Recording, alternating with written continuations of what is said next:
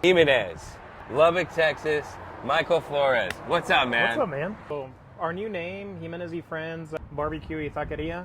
Like we are a panderia as well, so we make our own sweetbreads. All right, so we've got a loaded platter, but there's 3 dishes you wanted me to try. Let's talk about this beauty right here. So that one's our la tia. It's going to come on a concha. It's got turkey. It comes with barbecue sauce on the side, pickles and onions as well. What about this guy right here? So that's going to be our pork belly taco on a bed of apple coleslaw that we make in-house.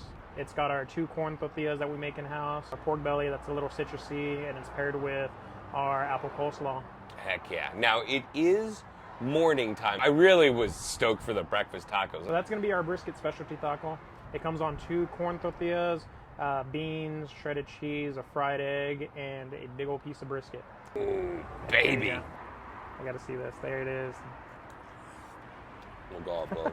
Your brisket is so tender. And like the egg, the beans, and the hot sauce make sense. It's pecan. I love the fact that out here I'm experiencing different woods besides the old post oak. Yep.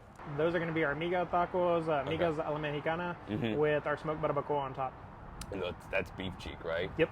My God. Grilled beef cheek. Heck yes. Yeah.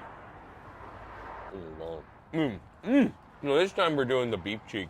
You get the minerality. Beef cheeks are a big thing. Mexican cooking, I've definitely experienced it in Tex-Mex barbecue. And it's quite lean, too. Yeah. So we make sure to take out all the fat before it's put into the steam table for service. That's just a bomb taco. My foldy ain't bread. My foldy's a tortilla. So what I really want you to try. What? Those guisados right there. That's asado de puerco. So it's just going to be a spicy pork in a chili red sauce. Oh my God. So that's something my mom does. Dude. She does the guisados. Oh my God. We got put into Texas Monthly Top 50 taco list because of those guisados. That is amazing. So, you know, just an added bonus, there's more to this man than barbecue, and his mom makes one mean guisado. Back on track, pork belly taco time. Pork belly taco. You're getting a lot right there. See what I mean? That pork belly, it's got that citrus with it. Then you got the apple coleslaw. It's Granny Smith apples, man.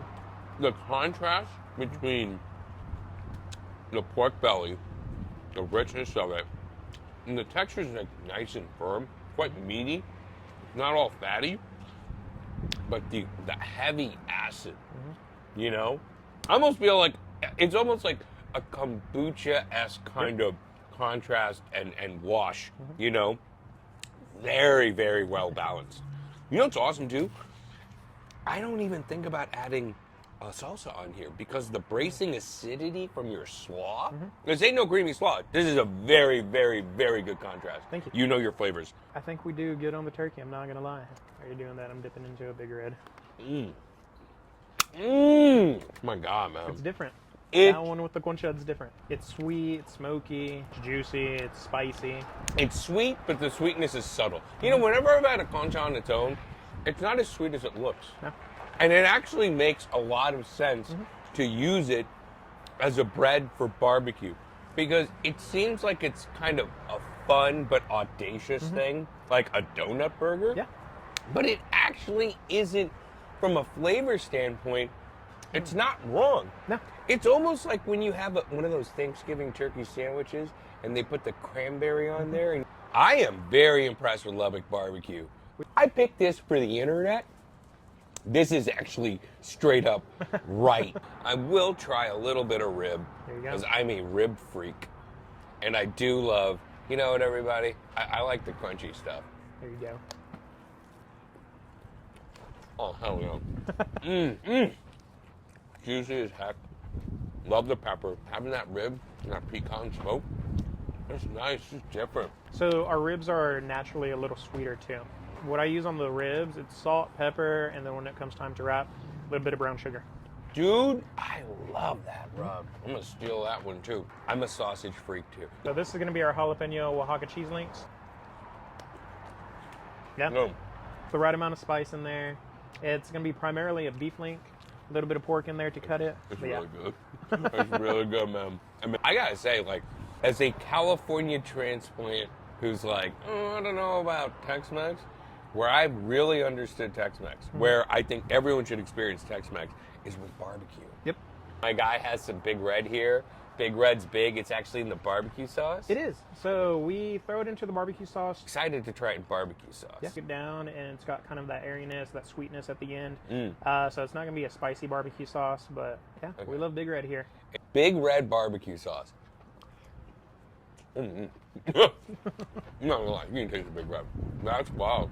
Before I came here, people were telling me about hitting up Goodline Beer Company, but you have a relationship with them, right? We do. So we actually have a beer with them. Actually have two beers where they make with our corn tortillas.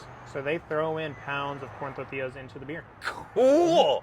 Give me your 3 top tips for some of the Pitmaster guys and gals out there. Look at your produce. Look at everything that you're using. Be picky. You know what you want in your head. Don't be afraid to ask for it. Don't be afraid to go looking for that. Have your patience. Just have your patience. Like Okay. yesterday I got there at 4 a.m., didn't leave until about 11 p.m. Yeah, it was a long day, but you know, you don't stop until the briskets are done. Be picky, be patient, and Trust your team. Trust who's around you. Like, I have my mom, my brother, I have my nephew, I got Moses in there. okay. Like, we're a tight crew, but we trust each other at the end of the day. Okay. So just trust those around you. My girlfriend, she's heavily in this with us. Okay. Shout out to Diego as well. He helps us with all the events. I trust our team. Like, I trust our team completely. So yeah, just trust your crew. I love it. I love it. Now let me ask you this. I want to pivot because you brought up a very interesting point. A lot of fellow Pitmasters, pros, are watching this, and I think that's excellent advice. What would you say for the home backyard Pitmaster like myself? Maybe I use a pellet grill from time to time. You know what I mean? Yeah. Have that patience. Arnie Don't Tex rush told me things. the same thing. He's like, let it ride, let Yes, it let it ride, ride. let it ride. Trust it. Just trust the process. One thing I gotta ask about is in 3 visits, I've already got a strong sense of how tight-knit the barbecue community is in Lubbock. Anything you want to share to that? I'm very grateful for our community. We are 5 hours away from the next biggest city. Arnest lent me a 1,000-gallon smoker on a trailer from Evie Mace. So he's the owner, operator. Him and Mallory are phenomenal people.